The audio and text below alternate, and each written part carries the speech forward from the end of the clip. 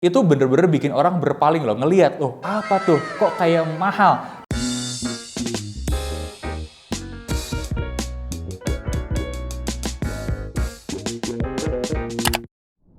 Halo guys, Dimas di sini, dan kalau kalian pernah bertanya, saya mendingan beli dead shoes yang mana ya? Ini adalah video buat kalian. Sedikit throwback dulu aja, dead shoes itu apa sih? Kalau kita bahas, ini adalah sepatu dengan style retro running yang muncul sejak tahun kurang lebih ya, 90-an sampai tahun 2000-an. Dengan pionir-pionirnya itu seperti NB990 series, kemudian ada NB2002R, dan ada juga Kayano 14 ya, salah satu yang ikoniknya. Nah, kenapa kemudian ini menjadi hype? Kita semua tahu, Gen Z gak tahu kenapa itu malah menyenangi gaya-gaya sepatu kayak gini. Nah, kenapa kemudian sepatu kayak gini populer? Karena banyak Gen Z itu memang mencari sepatu seperti ini. Belum lagi kalau kita lihat siluet sepatunya sendiri aja ya. Ini mau kita pakai dengan jeans yang straight cut, atau mau pakai celana yang agak fit, bahkan celana-celana yang gombrong ala-ala barrel pants, itu semuanya bisa masuk ya. Kayak kalian bisa lihat lah di footage di sini. Dan by the way, kalau kalian pengen juga barrel pants yang gue pakai di video ini, udah kita masukin linknya di bawah ya. Nah, balik lagi ke pembahasan dead shoes-nya, karena memang semenarik itu dan se-versatile itu untuk beberapa jenis fashion sekaligus, makanya ini menjadi salah satu hot item ya untuk sneakers di beberapa waktu kebelakang. Nah, pertanyaannya adalah banyak orang yang baru mau mulai akuisisi tapi bingung juga mana sih style yang cocok buat saya. Makanya di sini kita mencoba mengkurasi dari beberapa yang kita familiar, terutama yang udah pernah kita potong juga. Jadi nggak perlu lama-lama lagi, langsung aja kita masuk ke pembahasannya, dead shoes under 1 juta.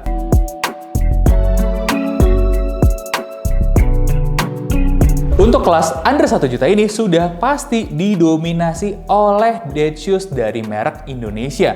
Kenapa begitu? Karena mengingat tren atau hype-nya yang mengglobal ini, brand Indonesia juga nggak mau kalah dan mereka bikin beberapa produk-produk yang ikonik. Sebut aja Calvert Future Wave, Adidas Coventry 2.0, atau yang pegang rating tertinggi di kategori Indonesia ini adalah Ortus Brisbane.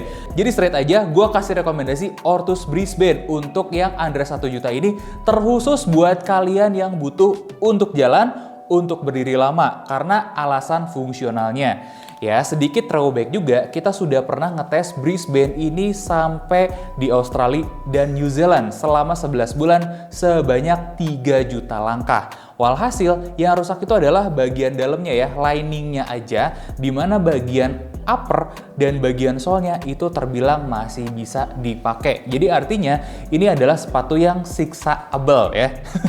Bener-bener bisa dipakai untuk jarak dan waktu yang panjang gitu ya. Terkhusus buat kalian yang sering move di transportasi umum, mau naik KRL, mau naik busway, dan berdiri pas lagi nunggu naiknya. Jadi pengetesan kita ini sudah sangat baik, proof lah. Nah, masalahnya adalah Brisbane sekarang susah untuk dicari. Ada nggak alternatifnya? Ada, Ortus Berlin ya, dimana kita juga sudah mencoba Ortus Berlin ini untuk jalan ton ya. Kalian bisa nonton videonya di sana, dan ini juga udah pernah kita potong-potong. Kalian juga bisa nonton videonya di atas ini. Hasilnya seperti apa? Hasilnya tuh relatif cukup baik ya, dimana perbedaan dengan Brisbane hanyalah di ketinggian solnya, yang dimana Berlin ini lebih tinggi, jadi mengurangi kestabilan. Nah, tapi bukan berarti uppernya itu jadi jelek atau solnya juga jadi jelek. Enggak, dia masih tetap bisa perform dengan nyaman. Adapun tambahan detail, kerusakan yang mungkin terjadi adalah bagian uppernya itu yang dari bahan beludru sintetis ya, atau suede sintetis, itu ternyata untuk jangka panjang akan lebih berbulu. Tapi itu aja, tidak terlalu mengganggu penampilan menurut gua. Nah, itu untuk segi fungsionalnya. Jadi untuk kurasi desain, kalian bisa ngecek 4 sepatu ini. Apa aja tuh? Pertama nih ya, gue akan bacakan Calvert Future Wave ya. Nah, barangnya ada di sini. Kalian perhatikan, ini adalah salah satu dead shoes dengan desain original, paling fresh juga dari segi brand Indonesia ya. Nah, kita udah pernah potong juga, dan kalau pengamatan kita nih ya, rating dari dead shoes Indonesia ini adalah yang kedua tertingginya. Secara performance gimana? Nggak buruk sama sekali. Minusnya adalah dia kerasa ambles saat diinjek, terutama untuk pemakaian jarak jauh dan jangka panjang ya.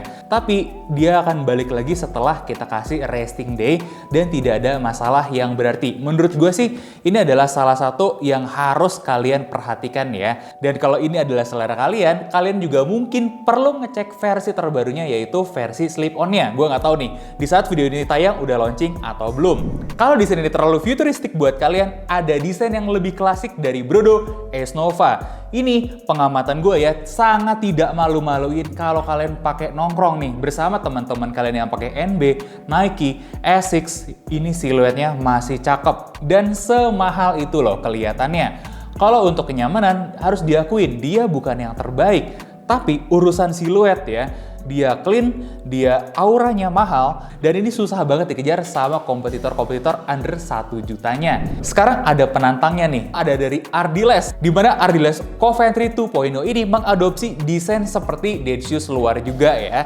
dengan beberapa twist yang membuat desainnya menjadi lebih fresh. Ya, kapan lagi kita dapat alternatif dari brand luar dengan siluet secakep ini, apalagi harganya begitu terjangkau. Untuk urusan kenyamanan, gue bilang sih 11-12 sebenarnya dengan Brodo Ace Nova ini atau dengan Calvert ya. Tidak terlalu jauh bedanya. Satu yang mungkin paling menarik dengan Coventry 2.0 ini untuk colorway yang all black atau yang dominan abunya, itu bener-bener bikin orang berpaling loh, ngelihat, oh apa tuh, kok kayak mahal. Nah itu juga tuh ya, aura mahalnya juga dapat. Nah apalagi penantang yang lainnya, yaitu dari Unert X Medi Rinaldi ya. Ini adalah sesuatu yang gue nggak sangka-sangka akan gue masukkan ke dalam list ini, tapi pas gue udah tes, ini ada sesuatu yang lebih dari sekedar desain aja. Pertama, kalau kita lihat segi desain, ini memang cakep, harus diakuin. Terinspirasi juga dari brand luar, iya kita harus akuin ya. Colorway-nya ada 6, semuanya menarik, dan ini ternyata punya keseimbangan antara feel yang empuk dengan supportnya. Maksudnya gimana? Jadi buat kalian yang butuh ekstra support ya, dengan harga terjangkau,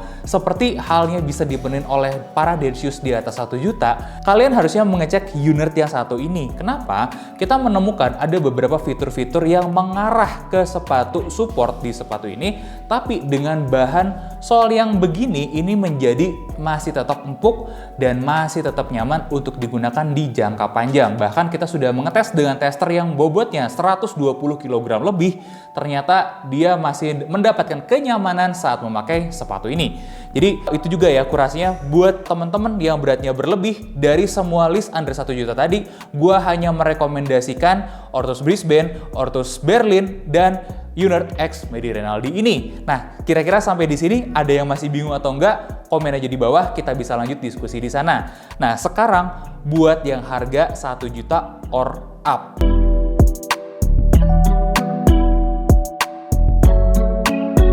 Di harga 1-2 juta ini jujur tanggung sekali guys. Kenapa? Mungkin beberapa teman-teman ada yang ingat ya review kita dengan Asics GT 2160 ini ya, yang kita dapat dari Kick Avenue. Oh by the way, promo code-nya belum berlaku lagi ya, kita belum ada perpanjangan kerjasama dengan Kick Avenue. Tapi kalau kalian nih ya pengen dapat rasa aman ketika beli sepatu, sangat gue sarankan untuk beli ke toko-toko original atau marketplace yang bisa menjaminkan originalitas seperti Kick Avenue. Kenapa? Kalau ternyata barang kalian tidak original, kalian kontak aja CS-nya dan kalian bisa dapat penggantian barang yang sesuai speknya sama yang kalian butuhkan. Intinya komunikasiin, karena apa? Hak kalian sebagai konsumen itu lebih terlindungi ya daripada kalian beli dari thrift, toko-toko nggak jelas gitu yang nggak terjamin originalitasnya. Mending ke toko-toko yang pernah kita rekomendasi aja. Nah, seperti yang GT2160 ini juga pernah kita dapat dari Kick Avenue ya. Dan di sana kita juga sempat beli Nike P6000, di mana untuk kisaran harga yang sama juga Nike P6000 itu menjadi sangat menarik. Nah, kenapa? Karena di sini ada beberapa list GT2160, P6000 Nike, kemudian dari New Balance ada 740 dan 530. Mereka semua akan kalah jauh kenyamanannya dengan kelas 2 juta lebih yang biasanya bisa diskon dalam, jadi 1 jutaan. Gua kasih contoh ya, Nike Zoom Vomero 5 ini sering sekali diskon di under 2 juta, atau NB 2002R yang juga sering kita bisa dapatkan di harga 1,2 sampai 1,5 juta setelah diskon. Nah, makanya sangat tanggung sekali. Tapi nggak apa-apa, kita akan bahas juga ya. Nah, di mana kita akan mulai pembahasan ini dari NB. Apa bedanya NB 530 dengan 740? Jadi menurut pemahaman kita, NB 530 ini didesain untuk lebih appealing, lebih menarik bagi audiens cewek.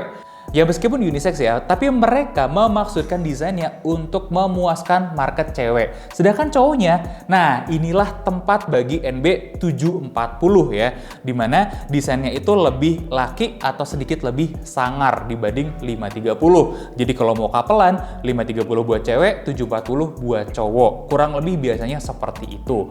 Nah, terus bedanya mereka berdua di mana? Sepemahaman gue, bahan upper kurang lebih sama, bedanya di desain aja, sedangkan solnya itu mirip-mirip aja.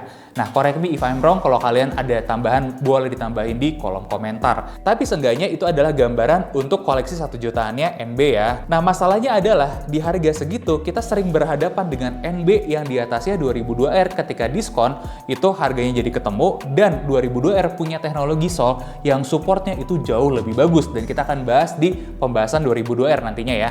Oke, kita lanjut lagi untuk yang lain ya, GT2160. Dimana GT2160 ini adalah sesuatu yang menurut kita juga sangat tanggung. Dengan harga 1 jutaan, kalian tuh sebenarnya bisa nambah 500-800 ribu untuk mendapatkan gel NYC, yang dimana untuk kategori 2 jutaan juga menjadi salah satu yang ratingnya terbaik menurut review kita. Kalian bisa nonton review GT2160 dan gel NYC sebelumnya ya. Kenapa? Karena teknologi dari sol ini nih, ini bukan yang paling suportif, bukan yang paling empuk, bukan yang paling nyaman, dan bukan yang paling baru. Sesederhana itu doang. Kalau kalian suka dengan desainnya, nggak ada masalah sih sama sekali. Mungkin salah satu yang gue note juga adalah desain toolbox-nya itu yang cenderung lebih narrow ya. Dan untuk material upper pun bukan standar yang terbaik dari Essex. Kemudian dari segi konstruksi dan kenyamanan, ini bisa dibilang so-so aja di angka 7 dan 7,5 dari hasil pengetesan kita. So, itu dia tadi dari kategori 1 sampai 2 juta, langsung kita naik ke level 2 jutaan.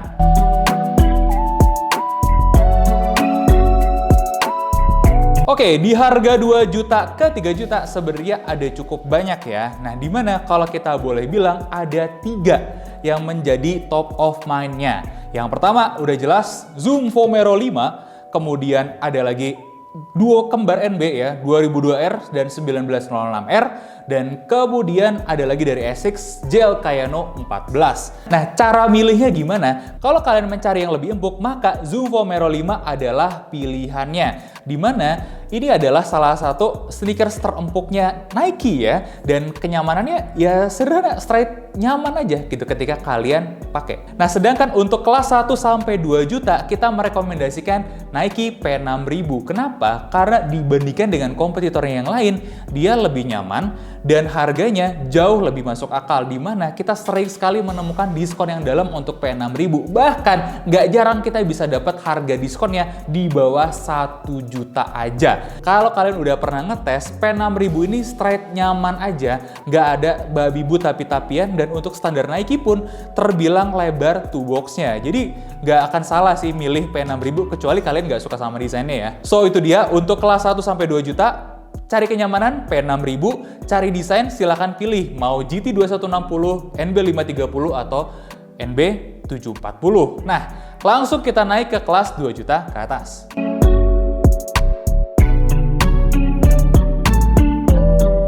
Oke, di kelas 2 juta ke 3 juta ini ada banyak pilihan sebenarnya, tapi top of mind-nya sudah jelas 3 ini ya. Yang pertama dari Nike Zoom Vomero 5, kemudian dari NB ada duo kembar 2002R dan 1906R, dan dari Essex Gel Kayano 14. So, gimana cara milihnya? Yang pertama, kalau kalian cari yang empuk dan nyaman ya, straight empuk dan nyaman aja, jawabannya adalah Zoom Vomero 5. Bahkan ini bisa dibilang yang paling ringan di antara dua kompetitornya yang lain. Sedangkan untuk kompetitornya dari NB dan Essex, dua-duanya merupakan sepatu tipe support atau stability. Makanya dia akan lebih keras, lebih berat, dan lebih firm. Nah, kita bahas sedikit di mana 1906R dan 2002R itu sebenarnya pakai sol yang sama. Ya, dikembangkan dari solnya 860 V2 yang di masanya adalah sepatu support atau stability ya bahasa zaman sekarangnya, dan ini adalah sol sepatu lari beneran ya, bener-bener bisa dipakai lari pada akhirnya. karena tipenya support udah jelas bakal lebih keras dan mungkin tidak akan senyaman itu. Tapi buat kalian yang butuh support, ini adalah salah satu sepatu terenak dan terbaik mungkin yang pernah kalian pakai. Apalagi ya itu tadi, gue udah sempat singgung, diskonnya itu bisa dalam banget sampai under 2 juta, terutama untuk 2002R. Nah pertanyaannya, gimana cara bedain 1906R dengan 2002R? Gampang. Kalau kaki kalian lebih lebar, ambil 2002R. Kenapa? Karena fittingnya di bagian ball atau bola-bolanya itu lebih roomy di 2002R daripada 1906R.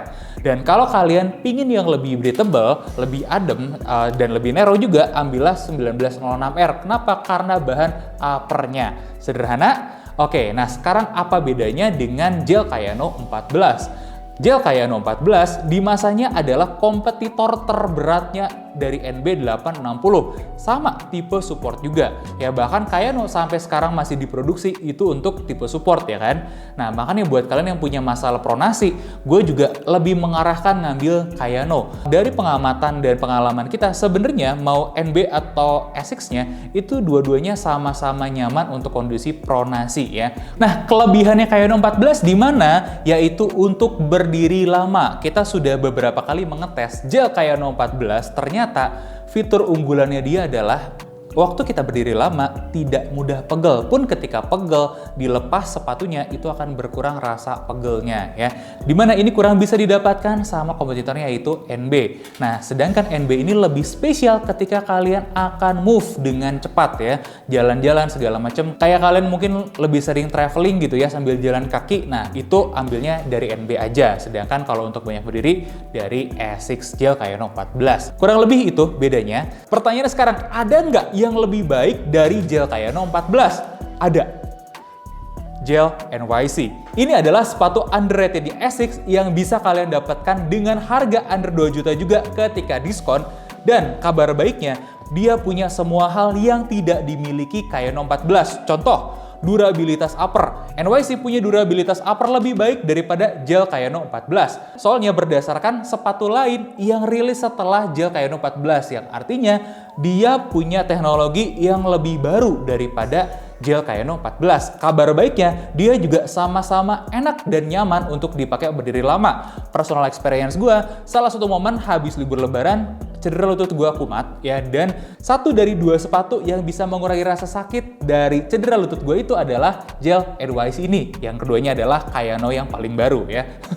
Nah, oke, jadi itu buat teman-teman juga yang punya masalah atau injury, mungkin gue bisa rekomendasikan mengecek NYC ini sebagai alternatif ya. Gue nggak tahu kenapa NYC ini sangat-sangat underrated. Padahal modelnya cakep, timeless juga, udah gitu harga dan populasinya itu lebih banyak daripada Kayano 14. Coba komen di bawah yang lebih prefer NYC daripada Kayano 14. Ada nggak yang lebih baik dari Zoom Vomero 5? Ada, namanya V2K Run. Masih dari Nike juga. Loh, kok gitu? Iya, jadi ini adalah sepatu underrated-nya. Kurang lebih nasibnya sama kayak NYC ya. Material kurang lebih kelasnya sama dengan Vomero 5. Udah gitu, dari segi keempukan solnya, ini sedikit lebih empuk dan supportnya ini lebih baik lagi juga. Dan kabar baiknya lagi, V2K Run ini bisa kalian dapatkan di harga diskon yang dalam. Kayak kemarin nih, kita datang ke acara diskonannya Nike, dia dari 2,2 jutaan gitu ya, diskonnya 40%. Dalam banget coy. Minusnya dia cuma satu, daerah femnya ngetat ya, ngepres. Tapi sisanya aman ya, kalian longgarin aja tali-talinya ini. Dan ini modelnya menurut gue ya, lebih keren daripada Vomero 5. Pertanyaan terakhir, ada nggak yang lebih baik daripada NB 2002R dan 1906R? Nah, ini akan gue jawab dua kali. Pertama, kalau kalian ngerasa kurang laki, menurut gue kalian harus ambil 9060. Kenapa? Karena desainnya lebih laki, dia lebih stabil, dan lebih maksimal supportnya. Tapi plus minus, tidak berarti support maksimal itu akan jadi lebih nyaman atau lebih baik. Ini tergantung preferensi aja. Jadi kalau buat kalian 2NB tadi masih kurang laki, masih kurang bulky, silakan pindah ke 9060.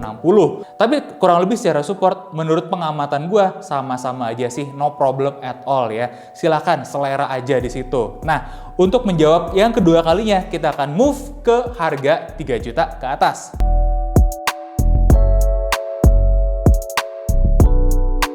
Nah, di atas 3 juta cuman sisa segelintir sepatu aja. Dan straight to the point, ada nggak yang lebih baik daripada 2NB itu adalah 990 series. Cuman pertanyaan gue sederhana, perlukah kita beli sepatu 3 juta, 4 juta, 5 juta hanya untuk ngejar 990 series, atau sebenarnya kita udah cukup dengan yang harga 2 jutaan aja, di mana banyak user yang kasih testimoni kebutuhan mereka sudah sangat bisa di cover oleh 1906 dan 2002R. Oke, kurang lebih kayak gitulah guideline-nya. Mudah-mudahan bermanfaat buat kalian. Dan catatan kaki, kenapa nggak masukin Saucony Pro Grid dan Mizuno Wave Rider 10? Oke, gue kasih tau aja alasannya di sini karena kita belum pernah cobain dan belum pernah potong sepatunya. Tapi gue ada beberapa fakta unik tentang Pro Grid ya. Plus minusnya yaitu desainnya secakep sama Kayano 14 dan jarang ada yang nyamain. Jadi kalau kalian pakai ya cukup unik aja gitu di jalan. Minusnya adalah brandnya boykot ya. Dan di antara semua brand sport yang lain, cuman sisa Saucony dan Skechers saja yang masih support secara parah ya negara tersebut. Kemudian pengalaman kami ngelihat build quality Saucony itu agak-agak hit and miss. Jadi please tolong lebih hati-hati lagi dan bener-bener jeli matanya ketika terima produk. Bukan berarti jelek. Jadi kalian harus ekstra hati-hati aja biar pastiin dapat produk yang berkualitas. Kemudian Mizuno Wave Rider 10. Ini plusnya juga desain unik. Kemudian build quality-nya Mizuno. Kalian tahu lah ya brand Jepang seperti apa build quality-nya. Minusnya, desain dari sepatu ini tuh bukan selera semua orang. Dan yang kedua adalah barangnya susah. Jadi akses barang itu bagi kami sendiri pun masih terbilang sulit ya. Untuk Mizuno kita jauh lebih mudah dapat sepatu golfnya, sepatu larinya gitu ya daripada sepatu lifestyle-nya kayak begini. Jadi itu aja alasannya. Bukan berarti nggak kita rekomen. Kita kasih tahu plus minusnya apa aja yang menjadi pertimbangan ketika kalian memilih yang opsi non-mainstream tersebut. Nah, mudah-mudahan rekomendasi ini bermanfaat buat teman-teman semua. Jangan lupa like, comment, dan subscribe untuk bantu kita mencapai 1 juta subscriber. Sampai ketemu di video selanjutnya.